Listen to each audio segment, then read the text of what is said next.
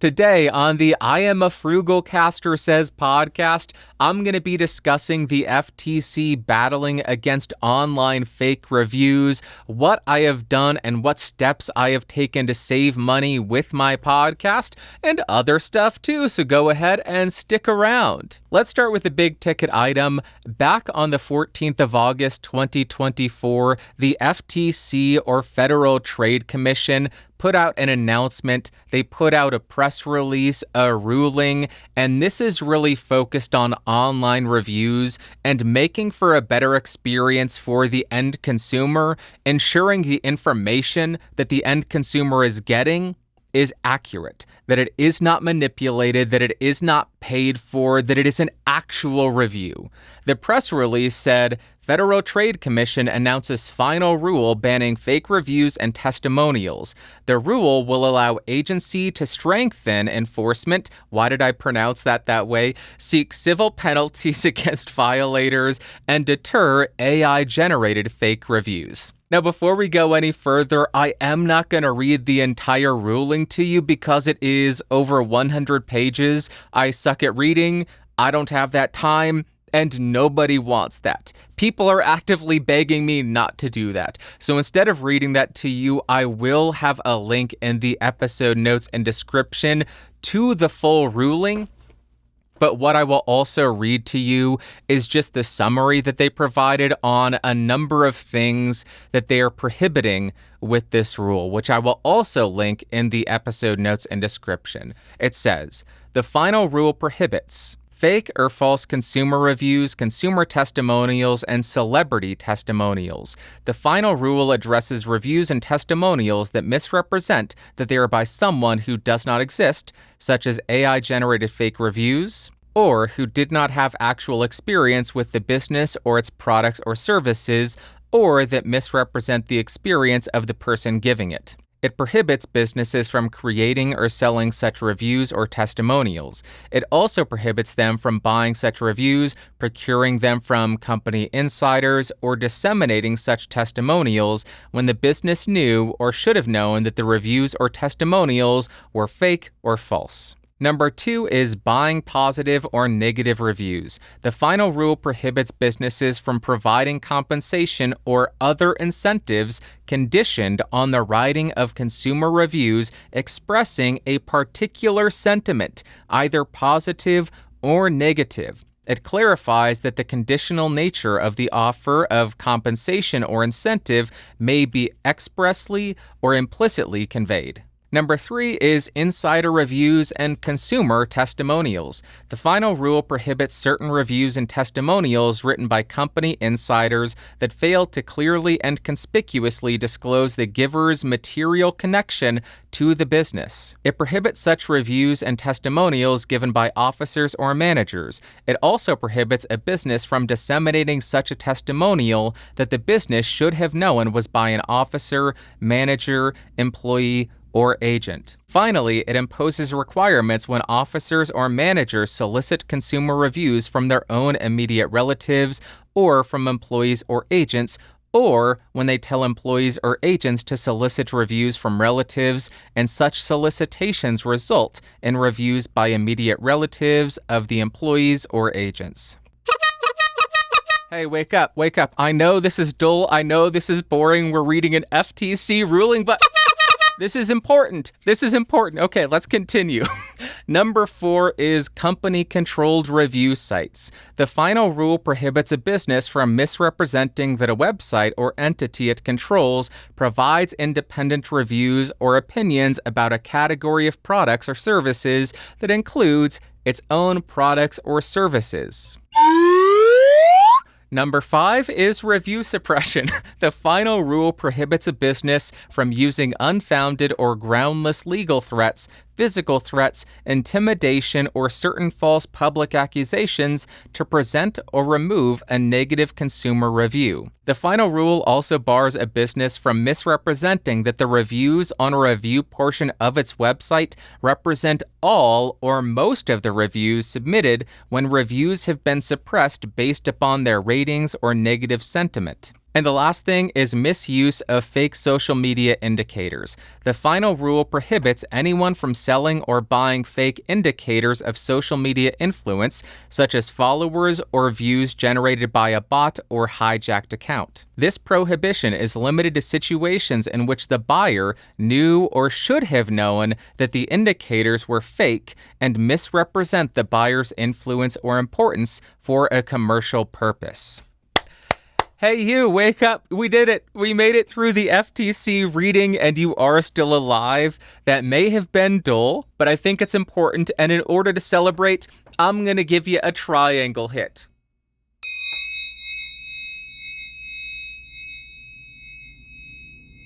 How about that? That was my entire sound effects budget for the rest of the decade. Now, if you have been following this podcast for a while, chances are you have no question why this ruling is required, because back on episode 198 of this show, over 200 episodes ago on the 5th of January 2020, I shared information on why something like this is required. I received a photo of a postcard that was sent out from a company called Moman Plays. Why am I holding up my hand like it's there? I don't know. I have a screenshot of it. I'll throw it up. Moman Plays is a parent company, or was a parent company, I don't know anymore, but they were related to Cinco. Somebody bought a Cinco Mic D2, and then they received this postcard that said, if you provide a 5-star review of that microphone, we will either send you a free microphone or give you a $40 refund. The reason that's an issue is not because they offered a free microphone or $40, it's because they explicitly said, we will give you this compensation if you leave a 5-star review, which is explicitly outlined in this ruling. You cannot buy positive or negative reviews. And if you are saying, give us a positive review and we will give you $40, that is buying a positive review. That is exactly why this is necessary. Because when those type of companies buy reviews and manipulate the system, that yields every single review on that platform untrustworthy. Because you don't know what is accurate or what is disingenuous, what is paid for, and what is an actual review. So you're just, as an end consumer, in the dark. You don't know what to believe. And if you are not terminally online like me, you may not even know this is a practice. You may not know that this is an issue. So you would just take every single written review as the gospel, and that is why these companies do it. You may take especially the ones with the little tag that says verified purchaser. This review was made by somebody who bought the product. You may take that as an actual review, something that must be trusted. You can't even trust that.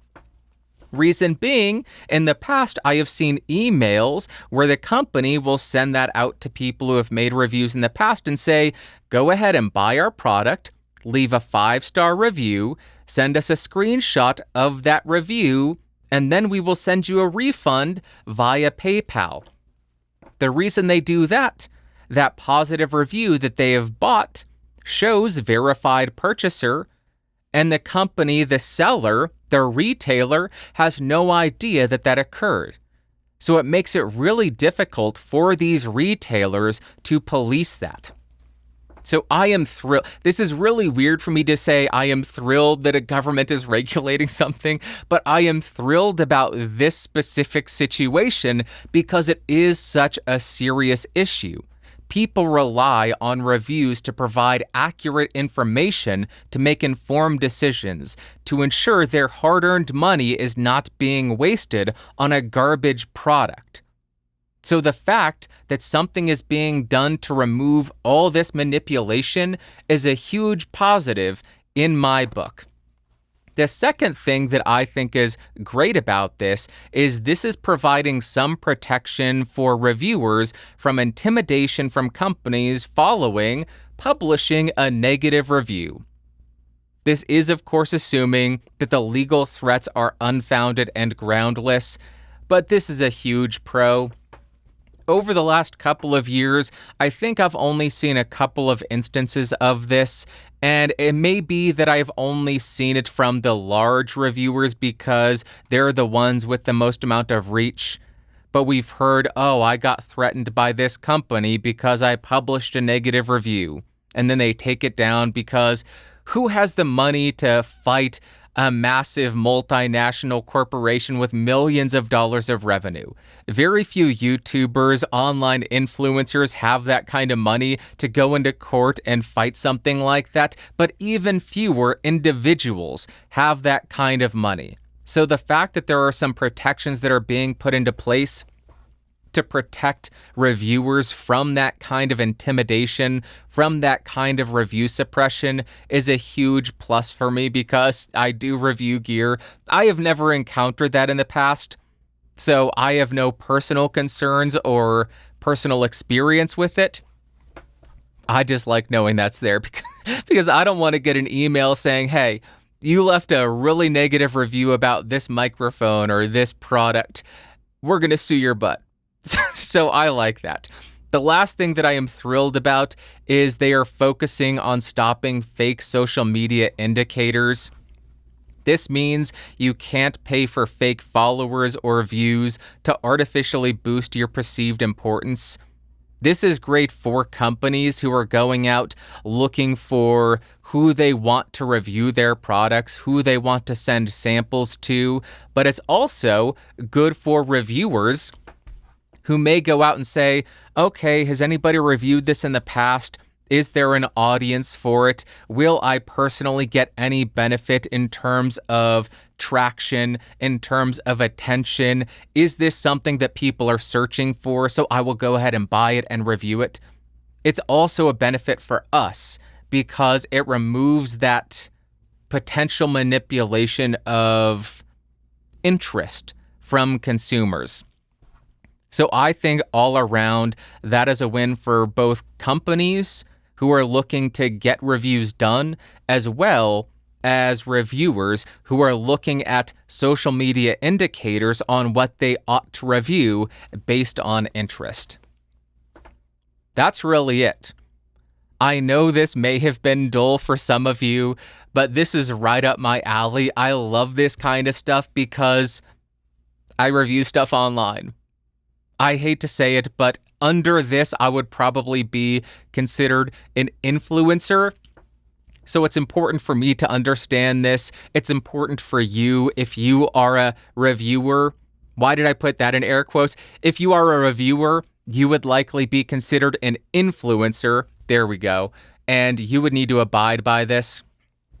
Last week I mentioned this is a good ruling, and it's going to only really impact unethical reviewers. So for most of you, this will cause no change to your action. But if you have been manipulating statistics, analytics, if you have been actually accepting compensation to put out positive or negative reviews where they dictate what your review must say, look out, bro. The FTC is coming for you. So I'm going to throw 3 links down below. I will have the FTC summary if you want to read that. I will include the full FTC ruling if you want. And I will include a link to episode 198 of this show where I discuss that entire postcard situation, the Moman Plays thing. And that's why I have never reviewed a Synco microphone, a Synco Mic D2, or any of their other gear. I saw that behavior and said, nope, I don't want a single thing to do with you. Eat a bag of butts, you big weenies. Okay, that is it for that news. Let's jump to a rant. How I saved money on my podcast. This has to do with why I am calling this the Frugal Cast. Let's do something that I did last week. Let's go to the Excel view. All right, I have 2 columns. The first column I have is my original budget, which I displayed last week. And then I have my updated budget. My views, subscribers, revenue, earnings per 1,000 views, that remains unchanged. But once we get to actual costs, this is where we see some savings. This is where I will explain what I have done to save some money. Last week, I shared that my podcast hosting bill for a year was $240, $20 a month. I made a change to get that down to $7 a month, or $84 a year. I would be able to get that down to $60 a year or $5 a month, but Libsyn is being a bit funky and a bit of a pain in the butt. I asked them to whitelist OP3 as a URL prefix so I could use OP3 for my analytics. They said, oh, we're going through a big redesign. We'll get to it sometime in 2025. Thanks for the timeline, guys. 3 months or 15 months, sometime in that time frame. So I have gotten that down to $7 a month. I had to make some concessions. For the entirety of this show, I have published a stereo audio file, and it had been 192 kilobits per second MP3. What I did to get under my storage limit was drop it to mono and then drop to 96 kilobits per second. And there should be no perceived change in the audio quality, because with stereo, you have a left channel, which is 96 kilobits per second, and a right channel, which is 96 kilobits per second. Now we just have a center channel, which is 96 kilobits per second. So it's the exact same quality. The only time you will hear any difference is the 10 seconds or 20 seconds where there's outro music. And frankly, having stereo outro music on the MP3 is not worth over $100. It's just not. I'm sorry. If you need the stereo music, watch it on YouTube. So there, we saved a lot of money there. No change to my website hosting. I mentioned last week I canceled SpeakPipe. That saved me $180 a month. $15 a month, gone. The way I resolved that is go to askbandrew.com. If you want to send in a question, askbandrew.com. Now, the submission form is not on some third-party website.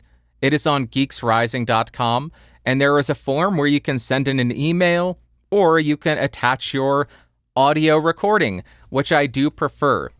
So that saved me $180. No change to the domain costs for Geeks Rising, Bandrew says, or Ask Bandrew. Then we get to the email.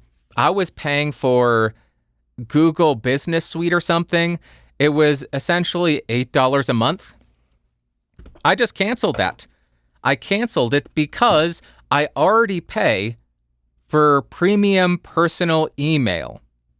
It's an encrypted service. And this service also allows you to use custom domains.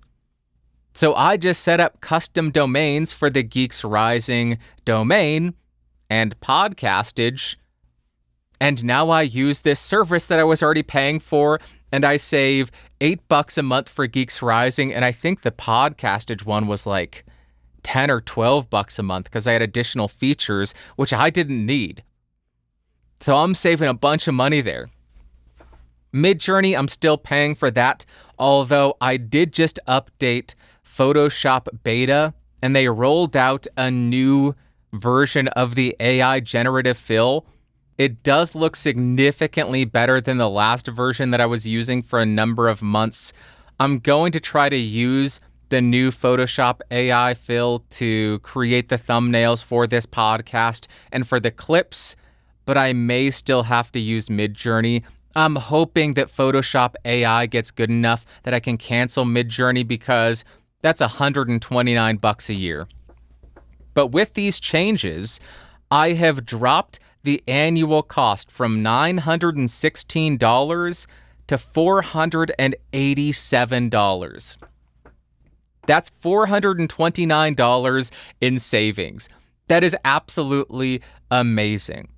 Dropping the file size, going from stereo to mono, removing redundant services that were unnecessary. That is all I did. I lost no functionality. Everything that you could do before, everything that I could do before, all the interactive features that I had before are still there. I just cut the cost in half. And isn't that amazing? So the EBITDA, earnings before interest, tax, depreciation, and amortization, went from $581 up to $1,010. Taxes went from $203 up to $353, which means net income jumped from $378 to $656, which is a 74% increase in the take-home pay, in the net income.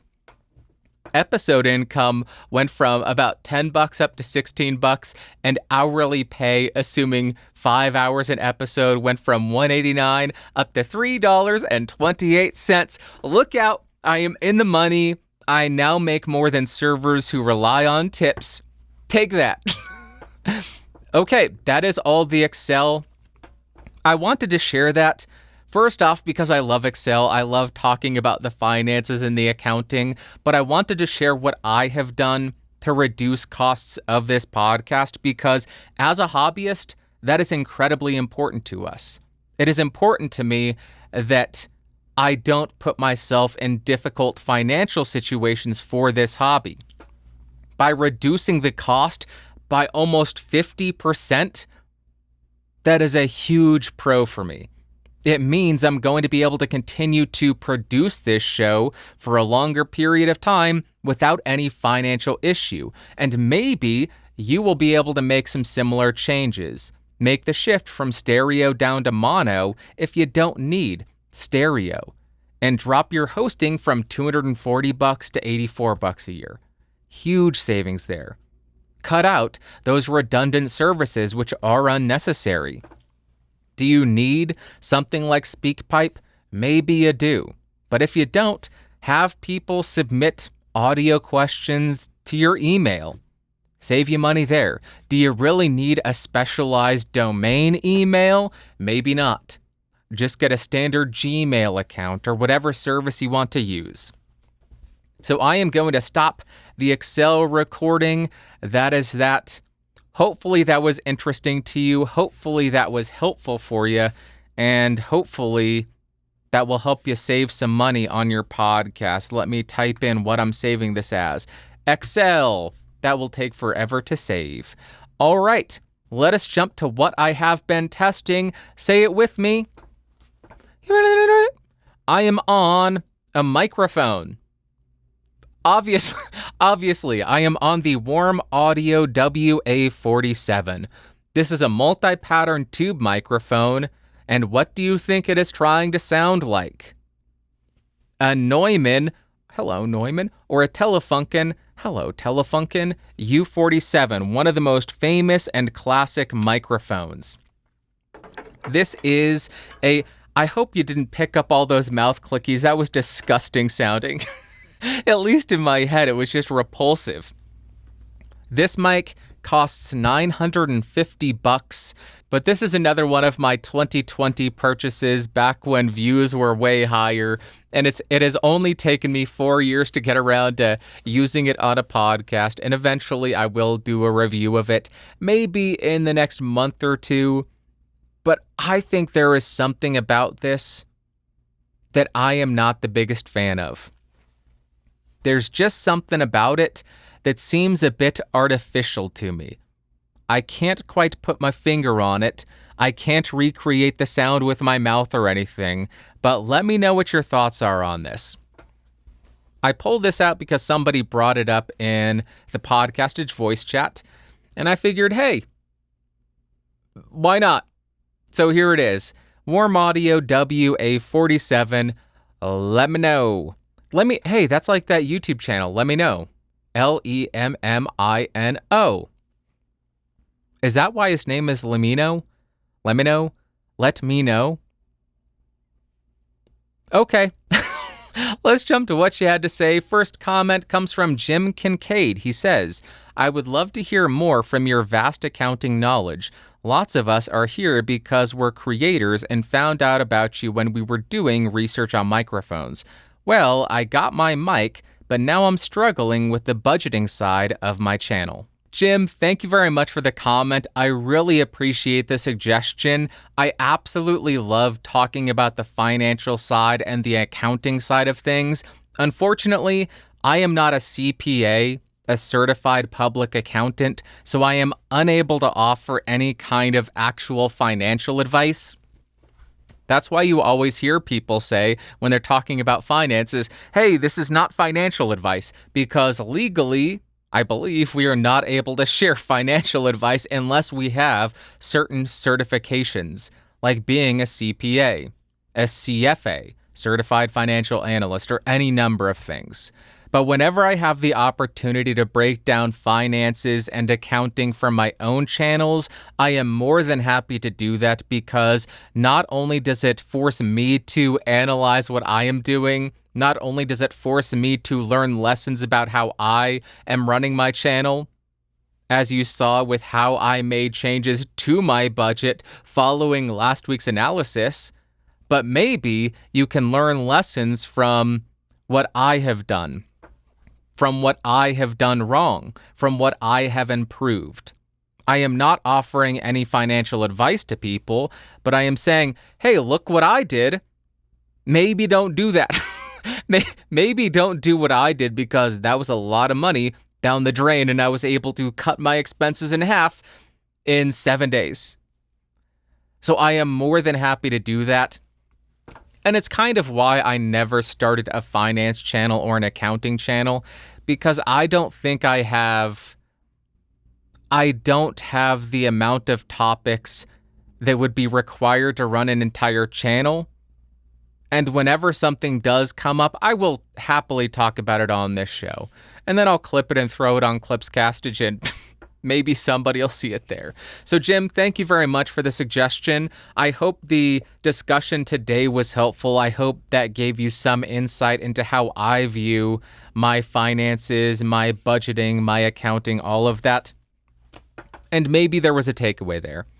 Next, we have a comment from 45 Kevin R. He says, an interesting and often entertaining episode, Mr. Bandrew. Did I notice your swag bag hanging to the left of the screen? $sign gave it away. It looks kind of empty without all those sponsor dollars, bribes, and affiliate links. Very tiny comment at around 18 minutes. I thought my app had gone wonky. Hobbyist! Kevin, thank you very much for the comment, and you have an eagle eye. Yes. I have a bag of money off to the side of me. Now, the reason I wanted to discuss this is I robbed a bank. See, this is what all the money was in. No, I was working on thumbnails for the Podcastage channel, and the last video for the whole Pagoa Module 1, how to buy a microphone or what to consider when buying a microphone, was how much money should you spend on your microphone. I couldn't think of what to do for that thumbnail. So what I did was I bought a box of Monopoly money because I didn't have a copy of Monopoly here. Ridiculous. I have a bunch of fake money. And then I bought a big money bag because that's eye-catching. So in order... this may seem ridiculous to people, but I want to share this. It may seem ridiculous, but I spent $20 just for the thumbnail. Now, the reason I was okay with that is I spent on that series, on just that first 8 videos or 7 videos, I spent, I think, 60 to 80 hours on it. Something. I didn't track my time that well. And that's a lot of time. I tried to make those videos as good as I possibly could, and because I spent so much time, and I think they are pretty good, I want people to click on them. I want people to watch them because I think the information is good. That means I need to have a good thumbnail for them, and if that means spending $20 I am fine with that. That would take me, 10,000 views to recover? That's something that I'm willing to risk.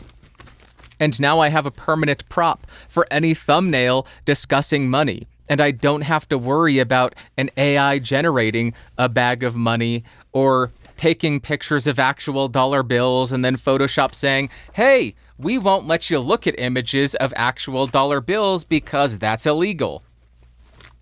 So now I have a permanent prop, and people can think that I am just money hungry because I have a bag of money because I robbed a bank just hanging off to the side of me in all of my videos, which I guess will only be visible on the Bandrew Says podcast channel.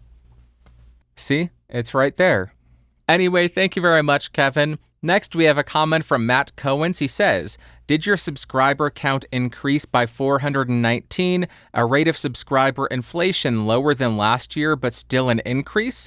Sorry to nitpick, especially if I'm wrong, but I was reading about inflation this morning and the common mistake of thinking that a drop in inflation is the same as a drop in prices, whereas it's just a slower rate of increase usually. Matt, thank you very much for the comment. Thank you for being nitpicky, and thank you for asking for clarification. And you are exactly right, especially because there is that common misconception with inflation.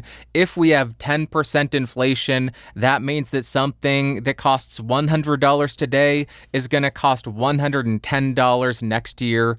So if we say inflation decreased, some people automatically assume, well, that $100 item is now going to cost $90 next year. Nope. If our inflation rate was 10% and inflation drops to 8%, that just means the $100 item will only cost $108 a year from now. So what I should have said to ensure I was as accurate as possible is the year-over-year growth rate decreased. I wasn't saying that instead of gaining 100 subscribers, I lost 10. That would be actual negative growth. That would be shrinking. What I should have said, or what I was saying, was instead of gaining 100 subscribers, for example, we only gained 89. So the year-over-year growth rate was lower than desirable because in this world where everything needs to grow exponentially forever all the time to the moon, diamond hands, whatever you want to say, if you ain't first, you're last. Is that how it goes? If you ain't 100% growth year over year, what are you doing? You're a failure, and your YouTube channel is dying. You're an embarrassment, and just quit right now. So that's what I should have said, but I did not. And I appreciate you asking for clarification and giving me the opportunity to explain inflation versus deflation. We have not had deflation in America. We have not had that. That could be pretty dangerous. Do I want it? Do I want it? No. Do I want to see prices go down? Yes. I'll put it that way. Would I love to be able to buy stuff for what it cost in 1990? Sure. Do I want all the issues that would accompany deflation? No. That would be horrifying. Okay, next we have a comment from Fred Overflow. He says, congratulations on 400 episodes, but only 339 videos on this channel? ? Fred, thank you very much for the comment. I really appreciate the congratulations, and that is correct. Only 339, or now, I guess, 340 videos on this channel. The sad thing is, most of the views on this channel, I went back and looked, are not actually from the episodes of this podcast. It's from clips that I did years ago. That's where a lot of views came from. I only just realized that after publishing last week's episode, celebrating 1 million views. It's not as though the episodes got 1 million views. It's that certain clips got a lot of traction. It makes me wonder, though. I started Clips Castage about a year ago, and that channel's actually growing faster than the BSP. But it makes me wonder, should I be throwing clips of this podcast on the Clips Castage channel, or should I publish them on this channel?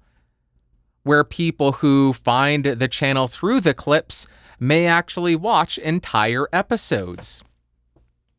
Would you be averse to that? I know people are very particular about their subscription feeds, and if there were 4 or 5 videos a week from this channel, 4 of which were redundant, I know it may drive some of you crazy, so let me know what your thoughts are there. But let me explain why there are only 339 videos on this channel. The first 120-ish episodes of this podcast were on the Geeks Rising channel. Geeks Rising is a podcast network. It had the BSP, the Paper Robots, Sunshine and Power Cuts, On the Subject, a bunch of podcasts, and a number of them had video podcast elements. So we essentially threw all of our podcast episodes on that channel. The thought process there, hey, if somebody comes by for the Paper Robots, maybe they'll be interested in the Bandrew Says podcast and check it out. The theory checks out, but once you actually implement that, doesn't really work that way because of the algorithm. And around 2017, 2018, I really started to notice that and notice that variety channels were not doing too well. So to try to ensure our podcasts would do well, we decided to split our shows off onto their individual channels or to separate channels so that the subscription feeds weren't convoluted, weren't confusing for people. Hey, I subscribed to the BSP. Why am I getting the Paper Robots talking about comics? Hey, I subscribed for comics. Why is this guy ranting about social media? To remove that confusion, we went our separate ways. Still a podcast network, just not the same YouTube channel. For episode 121 to 124 or 125, I put episodes on the Podcastage channel. Reason I did that, I had been getting comments enunciate where people say, OMGs, dude, I had no idea you had a podcast. How cool is this? I wanted the podcast to grow more, so I figured, hey, I have an audience on Podcastage. Why not put up podcasts there? They're helpful to people. There is some function to them. It's samples of long-form spoken word content on different microphones. That's important to hear if you're researching a microphone. But after only 4 episodes, I realized, yeah, maybe there's some utility to them, but nobody who subscribes for microphones wants to hear me yell about people being banned on social media, or how I love this one movie, or hey, here's the FTC regulation. Nobody gave a heck. So instead of continuing to publish the podcasts to that channel, and again, potentially harm the performance of everything else on that channel, I opted to start the BSP. And that is where this show has been since 2018, I think. And for a little while, I was uploading clips of this show to this channel. And as I mentioned, some of those clips are the highest viewed videos on this channel. But I didn't like flooding people's subscription feeds, so I stopped making clips for a couple of years, and only last year, I think, decided to clip all of my shows and upload that to a new channel called Clipscastage. I was also intending to include clips from Podcastage, and I have done a couple of those, but there's not as many clips as I wanted from Podcastage, so it's really just been clips from this show. But I want to share the analytics from the Bandrew Says podcast channel against the Clipscastage channel because I was a bit surprised to see the Clips channel growing faster and just generally doing better than the actual podcast. So I have 2 sets of analytics. I will have a couple of graphs up on screen if you are watching the video version of this show. If you want the video version, go to bandrewsays.com. I have the audio and video for every single episode listed there. Did I say bandrewsays.com? Bandrewsays.com. That's the correct URL. Looking at the analytics between the two channels over the last 90 days, the Clips channel has more views, has more subscriber growth, and has a better click-through rate. The only worse analytic is watch time, which makes a lot more sense or the average watch time, watch duration, because podcast episodes are 30 to 45 minutes typically. The clips on the Clipscastage channel are 5 to 10 minutes max. I think there have been a few sorry for burping.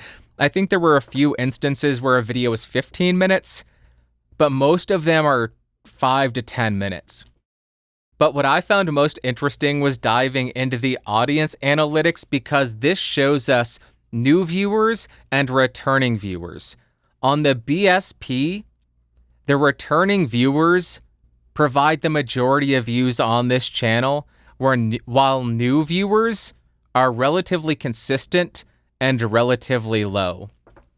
With Clipscastage, that is inverted. We get a ton of views from new viewers, and the returning viewers are much lower. So I don't know which one is better. I don't know which one is worse. I like having the consistent views on this podcast because it is the same people coming back, and that is amazing. The fact that people are willing to come back week after week and watch an episode, the fact that you choose to do that, I am honored that you do that. It's just an entirely different channel function, I suppose. If the people watching your video are returning viewers, your subscribers are going to be low. There's minimal growth there. If your views mainly come from new viewers, people who have never watched you before, the opportunity for subscriber growth is much, much higher. I just find that fascinating. So that's what led to me thinking, should I throw clips on this channel, because the clips are what draw in potential new viewers? Or would that be too obtrusive to you? Would that be too annoying? Would you say, heck this, unsubscribe? Let me know. I appreciate the congratulations and allowing me to get on my soapbox, talk about the strategy of this podcast for the last 9 years, and talk about analytics. That is it for that.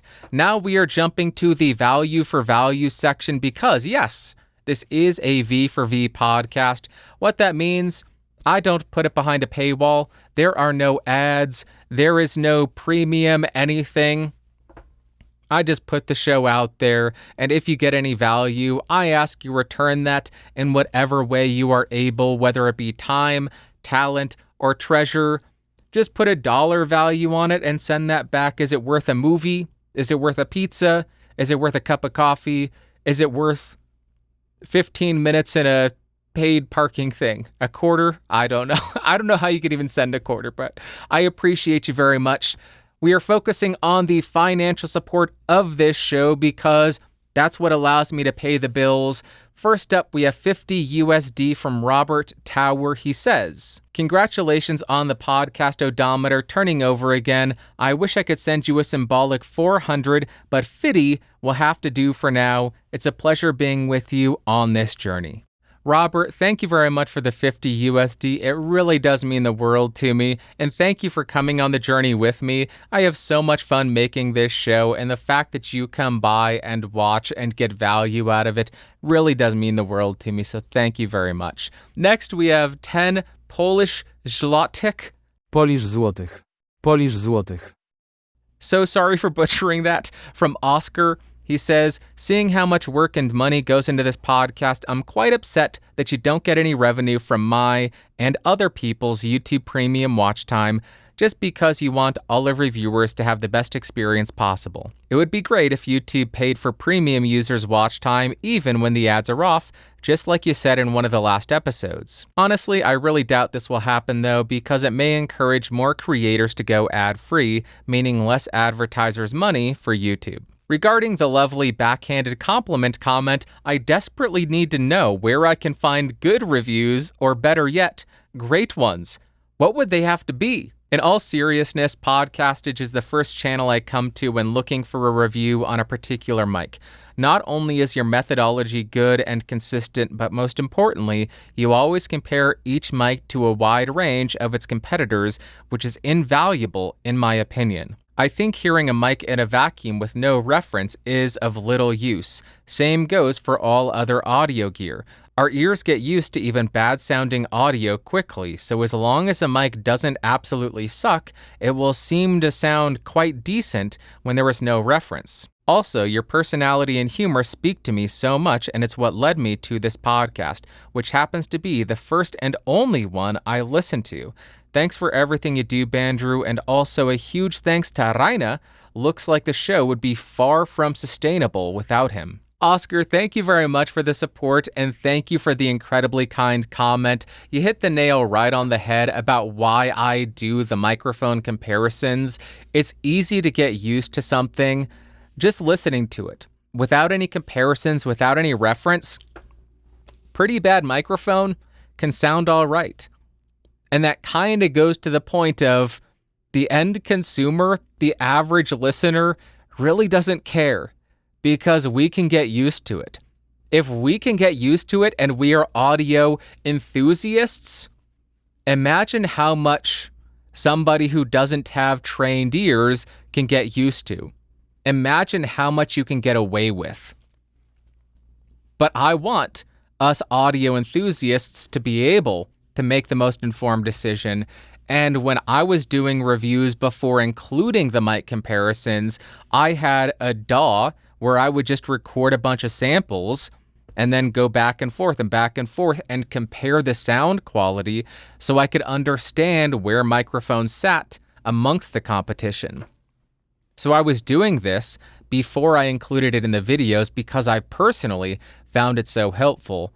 And then unfortunately, I came to the realization if I find it helpful, everybody else would find this helpful too. And that just increases production time. But I am glad you enjoy it. And I appreciate you thanking Raina because yes, he is a huge supporter of this show and his support really does keep it going. But your support, everybody's support keeps this show going. So I appreciate you as well, especially for the really kind comment.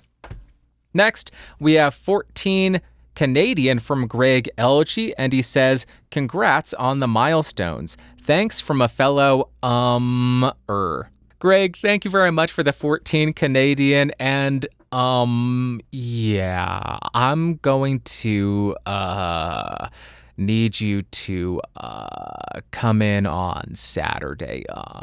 We lost a couple of people, and we sort of need to play catch up. I thought that was funny in my head, but halfway through, I thought this is so stupid. Nobody's going to find this humorous. I don't even find this humorous. I'm just laughing at myself for thinking it would actually work. Thank you very much, Greg. I appreciate you. Next, we have 100 euro from TechMed. Raina Richter, he says, Danke, dear Bandrew. Congratulations to BSP-401. That's amazing and a proof of quality and value. Raina, thank you so much for the 100 euro and thank you for the kind words and congratulations. And as it was mentioned by Oscar, without your support, this podcast likely would not have had all the bills paid. So thank you so much from the bottom of my heart. It truly means the world to me, especially knowing that you get value out of it. So thank you for the support over the last year. And I hope you continue to get value out of this and you enjoy it. So thank you again. And I am sure everybody who listens to this ad-free is just cheering on. Raina, Raina, Raina. I am sure around the world, the thousands of people are screaming that. And people are just wondering, what the hell is going on? What's happening? Why are people screaming Raina? That's just what's going on in my head. You don't want to know what's going on up here. This is just wild. This is just weird things go on in there. All right. Thank you so much. Next, we have 5 GBP pounds from Kevin. He says, I forgot to hook this into my main comment. To celebrate your 400th episode, several of our greatest Great British Spondulies. Spondulies? I have never heard that word. Is that actually a word, spondulies, or is that just a slang thing that you call it? Nope, that's something that you made up and confused me with. Curse you, Greg, but thank you very much for the support. Thank you for the great comment, and I appreciate you watching this show and listening to this show. It means the world to me. And lastly, we have 1,000 Japanese yen from Akira Shimosako. Whenever I see Akira, I just think, Tetsuo! That's one of the only animes I've ever seen. Tetsuo! He says, or she, I don't know, he or she says, congratulations on reaching the 400th episode. I am new to the podcast in audio gear. Thanks to your great mic reviews, I was able to find a great mic, the SEV7, and have been using it in my podcast. Thank you very much. Akira, thank you very much for the support, and thank you for the kind words. I'm really honored that you spend time watching this show, and I'm really glad the videos helped you hone in on the microphone that's right for you, for your budget. The SEV7, hands down one of my favorite $100 microphones. That thing sounds so heckin' good for the price. You're done shopping for your podcast. That's your podcast microphone. You don't need to spend another dime on your mic, and nobody will ever complain. So congratulations on that, and thank you again for the support and the kind words. Happy recording. I appreciate you. And that is going to wrap up the V for V section. We're not doing any Ask Bandrew. I don't have any, but we do have a weekly recommendation algorithm. The recommendation this week is to get a good night's sleep. This may sound insane to you, but for years, maybe 6 years, I have kept my alarm schedule identical. Monday through Sunday, no change. Always have the alarm going off at 5:30 in the morning. Sometimes on the weekend, I'll hit stop. I'll stop it and then get another 30 minutes of sleep. But what I did, I shut off all alarms for Sunday. And I slept in until 7:45 a.m., and I don't think I have done that in quite some time. Last time I did that was probably when I got sick, when I had COVID. I just slept all day then, but I didn't wake up feeling well rested. Today, let me tell you what, going to sleep at like 11, getting up at 7:45, getting a solid 8 hours of sleep. Oh my God, it's crazy. I wish I could do that every day. Get a solid 8 hours of sleep. That was tight. So I'm going to say, give it a shot. If you're like me and you just think, oh, I need to have the same sleep schedule every day, that's good for you. Absolutely. You should have some kind of consistent sleep schedule and not sleep 2 hours a night. But allowing yourself to sleep in one day, I think this is a new habit for me. I'm going to sleep in until 7:45 a.m. Look out, dude. I am living on the wild side. So that's my recommendation this week. I hope you give that a shot because getting a good night's sleep, it's wild. It is wild. That's going to wrap up this week's episode 401 of the Frugal Caster Says podcast. Thank you so much for coming by. I know you could be doing anything with your time. You could be listening to another show, watching a movie, hanging with family, reading a book, going for a walk. The fact that you come by and listen to anything that I have to say, I truly am honored. So thank you so much for coming by. Thank you for watching. Thank you for listening. I hope you have an amazing Sunday, Monday, Tuesday, Wednesday, Thursday, Friday, Saturday. Next Sunday, I will be back. I will be talking at you, with you, about you, about a bunch of stuff. Love you. Bye-bye. Whoa, whoa, boop.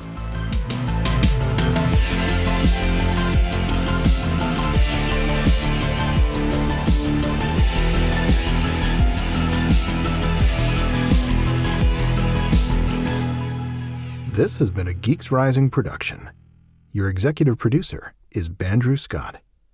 For more information, head over to www.geeksrising.com. www.geeksrising.com.